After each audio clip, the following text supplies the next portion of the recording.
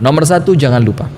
Tak sanggup lagi memaafkanmu, maka sampai kapan kita maafin pasangan kita? Sampai kapan kita pertahankan rumah tangga ini ketika di rumah tangga itu masih mengantarkan Anda untuk ibadah kepada Allah? Yang kedua, selama Anda yakin kesabaran Anda, perjuangan Anda akan mendatangkan ridho dari Allah. Yang ketiga, selama Anda masih mampu bersabar dan kesabaran itu akan membuahkan kebaikan. Kemudian yang keempat, sepanjang husnudzon Anda kepada pasangan, sepanjang itu pula Anda pertahankan rumah tangga ini. Dan yang kelima, jangan lupa musyawarah. Yang terakhir, pemirsa Madani TV dimanapun Anda berada, yang terakhir apa? Jangan lupa istikharah.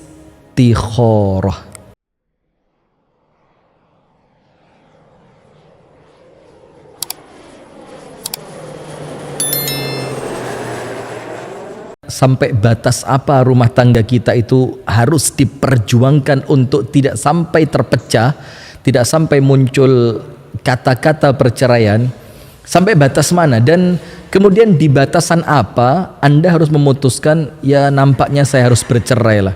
Karena perceraian itu pun ketika dijalankan sesuai dengan syariat, ketika kemudian alasannya adalah alasan yang dibenarkan oleh syariat, kemudian ada niatan-niatan yang baik dari perceraian itu, maka tentu itu pun bukan suatu aib, bahkan bisa jadi itu menjadi solusi yang terbaik.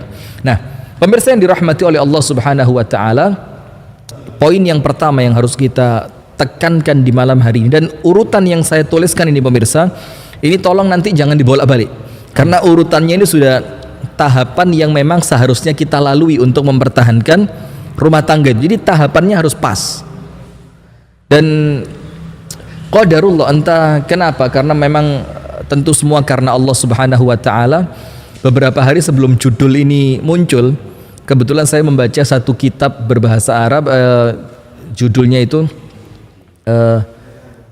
Tata Cara Rasulullah untuk Menyelesaikan Masalah-masalah Rumah Tangga, dan pas dengan yang kami baca, sesuai dengan materi ini, maka insya Allah ini yang akan kita sampaikan di malam hari ini. Pertama, urutan yang pertama. Nomor satu, al-usratu lil ibadah. Keluarga itu kita adakan, kita berkomitmen berumah tangga, itu niatan awalnya adalah untuk menjalankan apa yang Allah perintahkan, untuk menjalankan apa yang telah disunnahkan oleh Nabi besar Muhammad sallallahu alaihi wasallam. Intinya, rumah tanggaku adalah ibadahku. Itu nomor satu. Jadi rumah tangga kita ini, Anda dengan suami, suami dengan Anda, orang tua dengan anak, anak dengan orang tua, yang tinggal di dalam rumah tangga itu, setiap person dari mereka, suami, istri, anak, orang tua, semuanya itu harus memiliki visi yang sama, bahwa rumah tangga kami adalah untuk ibadah. Nah, poin pertama ini menjadi penting agar kemudian ketika muncul masalah di dalam rumah tangga, kita mengerti bahwasannya orang yang beribadah di dalam rumah tangga, ibadah itu tidak senantiasa menyenangkan. Ada ibadah yang mungkin untuk jiwa kita itu tidak kita suka, sesuatu yang tidak kita senangi, sebagaimana yang An-Nabi SAW sabdakan tentang syurga. Apa Rasulullah SAW bersabda? Huffatil jannatu bil makarih. Syurga itu diliputi oleh perkara-perkara yang dibenci oleh jiwa manusia. Jadi kalau kita mau masuk ke dalam syurga, jalannya itu adalah jalan yang dibenci oleh jiwa manusia. Maka ketika kita ingin mengarah ke syurga, ternyata jalan kita kok nyaman-nyaman saja, jalannya kok tidak terjal, jalannya kok tidak mendaki, maka jangan-jangan kita bukan mengarah ke syurga, tapi kita mengarah ke neraka. Itulah ayat Al-Quran yang mengatakan falaqtahamal aqabah. Maka mengapa kalian tidak meniti jalan yang mendaki? Wa ma adraka mal aqabah. Apa jalan yang mendaki itu? Fakku raqabah au it'amun fi yaumin dzi masghaba yatiman dza maqraba au miskinan dza matraba. Memberi makan, membebaskan budak, menolong orang yang sedang keperluan, anak yatim, fakir miskin. Itu jalan yang mendaki, yang tentu pada awalnya perbuatan-perbuatan itu adalah sesuatu yang tidak disukai oleh jiwa manusia. Nah, termasuk ibadah di dalam rumah tangga. Perhatikan ibu-ibu sekarang yang sedang menyaksikan. Atau seorang laki-laki yang mungkin sudah mulai merasa istri saya nampaknya nggak bisa dimaafin.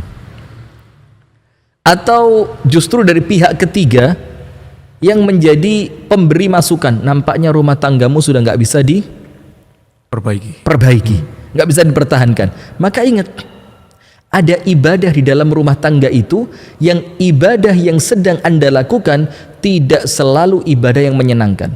Sholat tahajud di malam hari yang penuh dengan rintangannya, puasa di siang hari yang panas yang menjadikan kita lapar dan dahaga, itulah gambaran rumah tangga yang di dalamnya ada ibadah. Mengapa penting menjadikan rumah tangga kita itu al-usratu lil ibadah? Mengapa menjadi penting? Apabila dari awal rumah tangga itu diniatkan untuk beribadah kepada Allah, goal dari rumah tangga kita itu adalah ibadah kepada Allah, kemudian arah rumah tangga kita ini disepakati oleh suami dan istri dalam rangka beribadah kepada Allah, maka Allah Ta'ala tidak akan melepaskan bantuannya dari rumah tangga yang seperti itu, karena mereka meniatkan rumah tangga itu untuk apa? Mengabdi kepada Allah. Maka tentu Allah akan membimbing, Allah akan mengarahkan, dan Allah akan senantiasa mengantarkan rumah tangga kita pada kebaikan. Nomor satu, jangan lupa, rumah tanggaku untuk ibadah. Berarti apa maksudnya? Ketika rumah tangga itu sudah tidak menjadi wasilah dalam rangka beribadah kepada Allah, di dalam rumah tangga itu tidak ada tolong menolong untuk taat kepada Allah, di dalam rumah tangga itu tidak lagi menjadikan kita mendulang pahala, tapi boleh jadi semakin hari semakin menambah dosa, maka sudah mulai difikirkan, dipertahankan gak rumah tangga ini. Nah, maka artinya pemirsa yang dirahmati oleh Allah, kapan kita pertahankan rumah tangga kita itu? Kapan kita harus senantiasa memaafkan pasangan kita? Kapan kita senantiasa memberikan uzur kepada pasangan kita ketika mereka senantiasa melakukan kesalahan dan kekhilafan? Poin pertamanya, selama rumah tangga yang Anda pertahankan masih mengantarkan Anda mendulang pahala dari ibadah yang Anda lakukan di rumah tangga itu, maka pertahankan. Misalkan, suami saya cuek tapi dia taat ibadah. Istri saya, dia kurang perhatian dengan anak-anaknya, tapi dia merupakan istri yang senantiasa rajin datang ke majelis ta'lim. Artinya ada kebaikan-kebaikan di dalam rumah tangga itu yang menjadikan ibadah di dalam rumah tangga itu masih terwujud. Nah, maka poin pertama, ingat, rumah tangga untuk ibadah. Sehingga selama masih ada ibadah yang Anda mendulang pahala dengan itu, pertahankan. Tapi apabila yang muncul setiap hari keburukan, yang muncul setiap hari suudzon, yang muncul setiap hari kecurigaan, yang muncul setiap hari percekcokan, yang muncul setiap hari ketidakcocokan, yang muncul setiap hari teriakan-teriakan di dalam rumah tangga, yang sampai rumah tangga itu sudah seperti neraka dunia sebelum neraka akhirat, maka Anda sudah mulai berpikir untuk berpikir lebih dewasa, apakah aku pertahankan atau aku putuskan untuk berpisah. Itu poin pertama. Nah, sekarang poin yang kedua, sampai kapan aku pertahankan rumah tangga ini? Rumah tangga itu lihusuli ar-ridha minallah, adalah sarana untuk menggapai keridhaan Allah. Bisa jadi seorang istri mendapatkan keridhaan dari Allah ketika dia memahami suaminya yang senantiasa melakukan kesalahan. Saya ulang, bisa jadi seorang istri mendapatkan keridhaan dari Allah ketika dia senantiasa memahami suaminya yang melakukan kesalahan, dan sebaliknya bisa jadi seorang suami mendapatkan ridho dari Allah ketika dia senantiasa memahami istriku ini manusia biasa, yang dia tidak luput dari kesalahan, yang justru dengan memahami kesalahan pasangan itu akan narik ridho dari Allah Subhanahu wa ta'ala. Hadisnya begini, innallaha idza ahabba abdan, apabila Allah Ta'ala mencintai seorang hamba, Apa yang Allah berikan? Ibtalahu. Allah akan menguji dia. Sementara dari ayat yang antum baca tadi, sebagian dari pasanganmu dan sebagian dari anakmu adalah apa? Fitnah. Fitnah itu berarti apa? Ujian. Nah, maka apabila Allah mencintai Anda, justru Allah akan datangkan ujian di dalam rumah tangga Anda. Ujiannya siapa? Ya boleh jadi suami, boleh jadi istri, boleh jadi ayah atau ibu mertua, dan bisa jadi diri sendiri mungkin, Ustaz. Boleh jadi diri sendiri yang memang kita sadar, aku ini ujian buat kamu. Nah, maka perhatikan para suami yang ada di rumah, para istri yang sedang menyaksikan di layar Madani TV, ingat, innallaha idza ahabba 'abdan ibtalahu. Apabila Allah mencintai Anda, maka Allah datangkan ujian untuk Anda. Dan ujian itu boleh jadi siapa? Suami, boleh jadi istri, boleh jadi orang ketiga. Dan ingat, orang ketiga itu nggak harus senantiasa selingkuhan. Orang ketiga itu bisa jadi mertua, bisa jadi teman-teman dari suami, bisa jadi teman-teman dari istri, bisa jadi tetangga, yang semua itu adalah ujian. Kemudian endingnya apa? Faman radhiya falahur ridha. Barang siapa ridho dengan ujian ini, maka Allah akan turunkan keridhaan kepadanya. Coba. Jadi bagaimana kita memahami bahwa ujian ini akan mengantarkan saya untuk meraih ridhonya siapa? Allah. Dan ingat, waridwanum minallahi akbar. Keridhaan dari Allah itu puncaknya pencapaian manusia. Terus ketika kita mampu mencapai puncak pencapaian itu, harus dengan melewati suami yang senantiasa salah, harus dengan melewati istri yang senantiasa salah, harus dengan melewati anak-anak yang menjadi ujian. Kenapa tidak?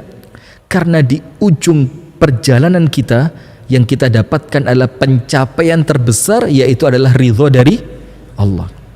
Faman radhiya falahur ridha. Barang siapa bersabar ridho atas ujian Allah ini, maka Allah akan ridho kepadanya. Maka sebaliknya, waman sakhita falahus sukht. Barang siapa yang murka dengan ujian yang Allah berikan kepadanya, maka Allah pun akan murka kepadanya. Nah, berarti pemirsa yang dirahmati oleh Allah, tolong diperhatikan. Selama rumah tangga itu akan mengantarkan Anda untuk mencapai ridho dari Allah, pertahankan. Ustaz, terlalu berat. Suami mengulangi kesalahannya berulang kali. Ustaz, terlalu berat Ustaz. Istri saya nggak bisa dididik, terus melakukan kesalahan, bukan kesalahan yang berbeda Ustaz, tapi kesalahan yang sama. Intinya bukan salah atau tidaknya, intinya bukan diajari atau tidaknya, tapi intinya Anda bisa meraih ridho Allah atau tidak di dalam rumah tangga yang seperti itu. Nah, maka sebaliknya pemirsa yang dirahmati oleh Allah, ketika Anda melihat rumah tangga ini tidak lagi mengantarkan Anda menuju ridhonya Allah, maka sama seperti poin yang pertama, Anda mulai perlu berpikir, dan Anda mulai perlu berpikir dewasa, apakah saatnya rumah tangga ini dihentikan. Jadi poin kedua, ingat, saya menikah, Abu Syanu menikah, dan semua pemirsa menikah. Yang kita cari di sana selain ibadah, bagaimana pernikahan ini melalui pasangan kami mendapatkan keridhaan dari Allah. Artinya ridho itu Allah awali dengan munculnya musibah, munculnya ujian. Dan ujian itu di dalam rumah tangga, dalam surah At-Taghabun ayat yang ke-14 dikatakan, sesungguhnya di antara istrimu, di antara anak-anakmu, aduwwal lakum, ada musuh untuk kalian. Bahkan bahasanya bukan lagi sekedar fitnah, tapi apa? Musuh. Itu. Jadi poin kedua, lihat apakah kemauanku untuk mempertahankan rumah tangga ini, untuk kembali memaafkan kesalahan pasanganku, entah suami ataupun istri, akan mengantarkanku mendapatkan ridho dari Allah atau tidak. Poin ketiga, as-sabru fil usrati wa 'ala zauji yurithul jannah. Kesabaran di dalam rumah tangga itu mengantarkan Anda masuk ke dalam surga. Sekarang saya mau tanya, Anda hidup di dunia ini untuk ibadah kepada Allah. Wa ma khalaqtul jinna wal insa illa liya'budun. Dan kita beribadah agar kemudian Allah ridho kepada kita. Dan ketika Allah ridho, maka tempat kita insya Allah adalah surga. Ketika Allah ridho, mungkinkah kita oleh Allah diazab di dalam api neraka? Tidak. Justru keridhaan Allah itu akan mengantarkan kita untuk masuk ke puncaknya kenikmatan, yaitu surga. Maka salah satu kunci rel yang akan mengantarkan kita masuk ke dalam surga itu adalah kesabaranmu di dalam keluarga. Maka dikatakan as-sabru fil usrati yurithul jannah. Kesabaran di dalam rumah tangga itu akan menjadikan Anda mendapatkan surga. Terus kalau memang Anda dengan sabar itu akan dapat surga, terus kenapa harus nggak sabar? Padahal yang Anda cari apa? Surga. Nah sekarang Allah bilang surgamu tergantung kesabaranmu. Kalau kita mau mengejar surga itu berarti mau nggak mau sabarnya harus dapat. Sabarnya harus dapat. Kenapa? Karena saya ingin masuk surga, dan surga itu saya akan raih dengan kesabaran. Maka sampai kapan saya pertahankan rumah tangga ini? Sampai kapan saya harus bersabar atas keburukan suami? Sampai kapan saya harus bertahan atas kesalahan istri saya? Maka perhatikan poin ketiga, tergantung kekuatan Anda bersabar untuk menghadapi mereka. Rasulullah sallallahu alaihi wa alihi wa sahbihi wasallam bersabda, "Fa innan nasra ma'as sabr." Kemenangan itu Allah letakkan di balik kesabaran. Kemenangan itu artinya apa? Bahagianya rumah tangga, bahagianya kita dengan anak-anak yang Allah titipkan kepada kita, bahagianya kita dengan kelak Allah akan menjadikan kita meraih surga. Itu kemenangan. Kemenangan itu yang pertama, yang kita saat ini belum tahu. Boleh jadi kemenangan yang Allah siapkan di balik kesabaran Anda. Kemenangannya apa? Sifat suami yang berubah menjadi baik setelah Anda bersabar. Sifat istri yang semakin baik setelah sebelumnya Anda bersabar. Atau kemenangan itu Allah berikan kepada Anda lewat anak-anak yang begitu menyenangkan setelah Anda melewati fase kesabaran. Boleh jadi kelak di akhirat Allah akan muliakan Anda setelah kesabaran Anda di dunia ini dengan Allah masukkan Anda ke dalam surga. Tapi kalau udah nggak bisa sabar, semakin memunculkan masalah, semakin rusak, semakin tidak tenang, semakin kacau, udah sama seperti poin pertama dan poin kedua, Anda mulai perlu berpikir, dan Anda mulai perlu berpikir dengan dewasa. Jangan-jangan memang rumah tangga ini sudah tidak perlu lagi dipertahankan. Nomor satu ibadah, nomor dua menggapai ridho dari Allah, nomor tiga sekuat kesabaran Anda bahwa Anda meyakini di balik kesabaran ini Allah akan datangkan keajaiban-keajaiban untuk rumah tangga saya. Boleh jadi sifat suami yang berubah, boleh jadi sifat istri yang berubah, boleh jadi melalui anak-anak yang sangat qurrata a'yun, dan boleh jadi Allah kasih surprise kelak di akhirat kita masuk surga tanpa hisab, tanpa adab. Amin ya rabbal alamin. Poin keempat, sampai kapan saya harus mempertahankan rumah tangga ini? Sebagaimana seakan-akan sampai kapan saya maafin suami saya? Sampai kapan saya maafin istri saya? Dalam keadaan kesalahan yang dilakukan bukan kesalahan kecil, tapi kesalahan yang besar, yang seandainya Anda pun memutuskan cerai, Anda nggak salah gitu loh. Seandainya putusannya itu harus cerai, Anda nggak salah, karena kesalahan yang dilakukan oleh pasangan itu adalah kesalahan yang termasuk dosa, bukan dosa kecil tapi dosa besar. Nah, poin keempat, sejauh mana Anda maafkan suami Anda? Sejauh mana Anda maafkan istri Anda? Atau bahasa umumnya, sejauh apa Anda memaafkan pasangan Anda? Sejauh husnudzon Anda kepada pasangan Anda itu.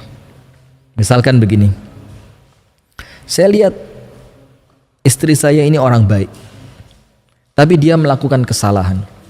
Dan saya lihat kesalahannya dia itu dikarenakan pergaulan. Mungkin dikarenakan kekhilafan. Mungkin dikarenakan keadaan psikologis yang tidak stabil. Mungkin dikarenakan banyak alasan-alasan yang menjadikan kita ini bisa husnudzon bahwa istri kita atau suami kita yang bersalah itu mereka punya uzur atas kesalahannya, begitu ya. Nah, maka sejauh mana saya maafkan dia, sejauh mana saya perlu pertahankan rumah tangga ini, sejauh husnudzon Anda bahwa pasangan Anda apabila dimaafkan, apabila rumah tangga ini dipertahankan, maka dia akan mengantarkan saya pada kebaikan dan kebahagiaan. Jadi husnudzon. Sekarang begini, tidak ada husnudzon yang tidak mendatangkan manfaat. Artinya semua husnudzon insya Allah pasti manfaat. Semua husnudzon pasti manfaat. Begini, Ustadz, ternyata husnudzon saya nggak kejadian. Saya merasa ditipu sama dia. Minimal Anda dapat pahala husnudzon. Apalagi ketika husnudzon Anda itu kesampaian. Maka selain dapat pahala husnudzon, Anda pun mendapatkan kebaikan hasil dari husnudzon Anda. Kenapa begitu? Kita punya satu dalil yang sangat menyenangkan, di mana Allah Subhanahu wa taala berfirman, ana, dikatakan oleh Allah taala di dalam firman hadits qudsinya, ana 'inda dhanni 'abdi bi. Aku, kata Allah taala, senantiasa sama dengan prasangka hambaku terhadapku. Nah, sekarang prasangka baik kita kepada Allah itu melalui manusia, melalui pasangan kita.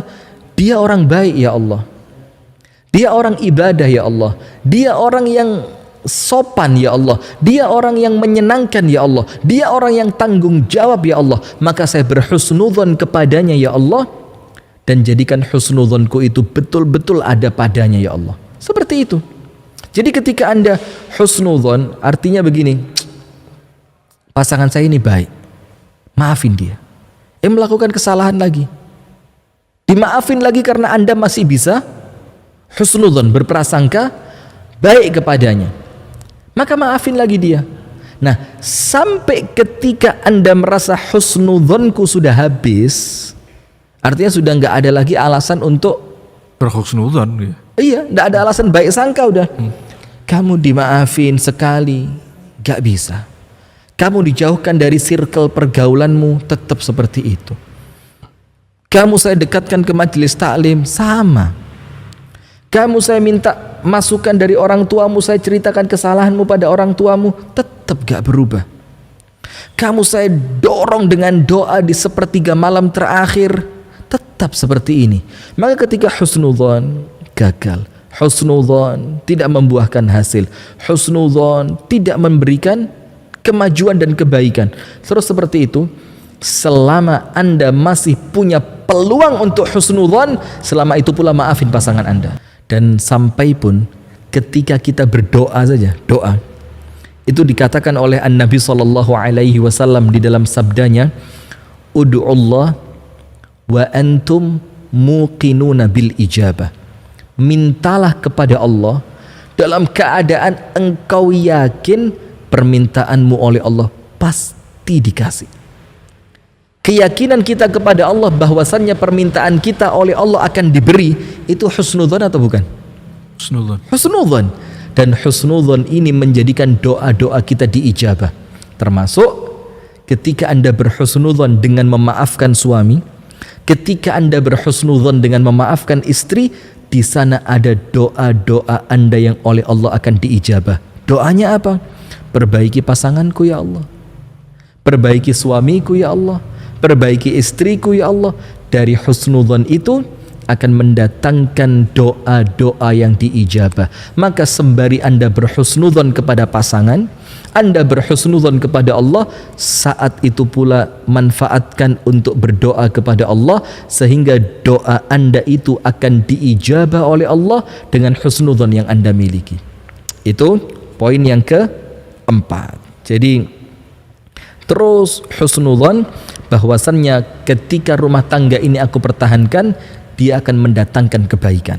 Jadi husnudzon. Tapi kalau husnudzonnya sudah hilang, Seperti poin pertama, kedua, ketiga, poin keempat pun sama. Ketika Anda tidak lagi mampu husnudzon, udah, nampaknya rumah tangga ini nggak perlu dipertahankan. Poin yang kelima, sampai kapan saya harus memaafkan kesalahan pasangan saya? Sampai kapan saya harus bersabar atas kekurangannya? Sampai kapan bahtera rumah tangga ini perlu terus dipertahankan dari badai yang menghantamnya? Musyawarah. Poin kelima apa? Musyawarah. Dan musyawarah ini silakan Anda cek dalam surah An-Nisa pada ayat yang ke-35. Pada surah An-Nisa ayat yang keberapa? 35. Jelas sekali di sana Allah Ta'ala berfirman, A'udzubillahi minasyaitonirrajim, wa in khiftum shiqaqa bainihima fab'athu hakaman min ahlihi wa hakaman min ahliha. Dan apabila kalian khawatir terjadi sengketa antar kedua suami dan istri, kalian khawatir terjadinya cekcok, masalah, sengketa, ada pihak yang terzolimi di sana, ada pihak yang merasa tersakiti, maka apabila kalian khawatirkan itu, apa yang Allah perintahkan? Fab'athu hakaman min ahlihi wa hakaman min ahliha. Maka datangkan untuk rumah tangga itu, suami dan istri tadi, seorang juru damai dari keluarganya suami dan juru damai dari keluarganya istri, dua orang. Jadi penengahnya bukan satu. Dan disebutkan oleh para ulama, kalaupun penengahnya satu, maka orang yang netral, bukan dari istri, bukan dari suami. Mungkin seorang ustadz atau seorang konsultan rumah tangga. Tapi ketika itu dari pihak istri, maka harus ada juga dari pihak suami. Nah, seperti itu. Dan Allah Ta'ala firmankan, iyurida islahan yuwaffiqillahu bainahuma. Dan apabila niatan mereka tulus untuk memperbaiki, Allah Ta'ala yang menjanjikan Allah akan mudahkan mereka mendapatkan kebaikan. Ingat loh ya, niatannya apa? Memperbaiki. Suami datang, istri datang, perwakilan dari pihak istri ada, perwakilan dari pihak suami ada. Iyurida islahan yuwaffiqillahu bainahuma. Sekiranya mereka menginginkan kebaikan, niscaya Allah memberi taufik kepada suami istri itu, memberi jalan. Allah akan tunjukkan, ini loh jalan kebaikanmu, ini loh cara menyelesaikan masalah rumah tanggamu, ini loh jalan keluarnya, ini loh jalan tengahnya, apabila niatan itu adalah niatan untuk memperbaiki. Nah, maka bagaimana? Poin yang kelima, sampai kapan saya maafin dia? Musyawarah.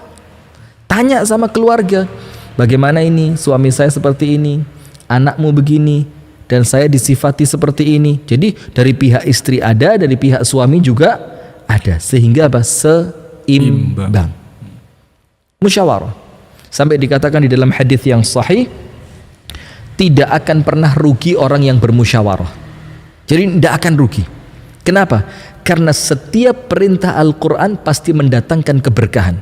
Apabila Al-Quran memerintahkan Anda untuk bermusyawarah, apabila Al-Quran memerintahkan Anda untuk mengambil penengah dari istri dan penengah dari suami, dan itu Anda amalkan dengan niatan untuk memperbaiki diri, di sana ada keberkahan.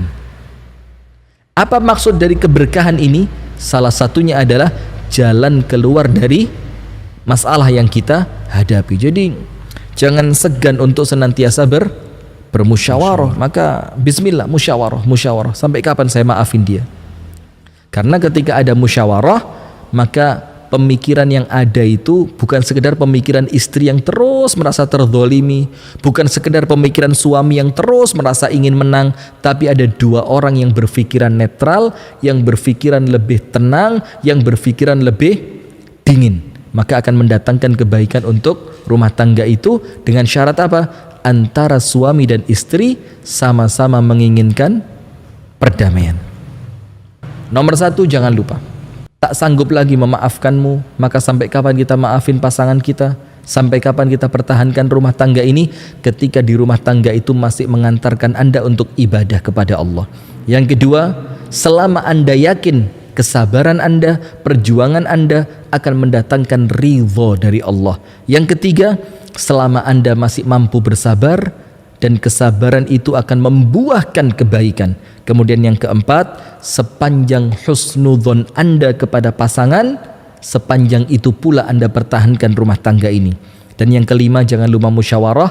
Yang terakhir, pemirsa Madani TV dimanapun Anda berada, yang terakhir apa? Jangan lupa istikharah. Jangan lupa apa? Istikharah. Istikharah itu apa sih? Istikharah itu adalah melibatkan Allah di dalam keputusan yang akan kita ambil.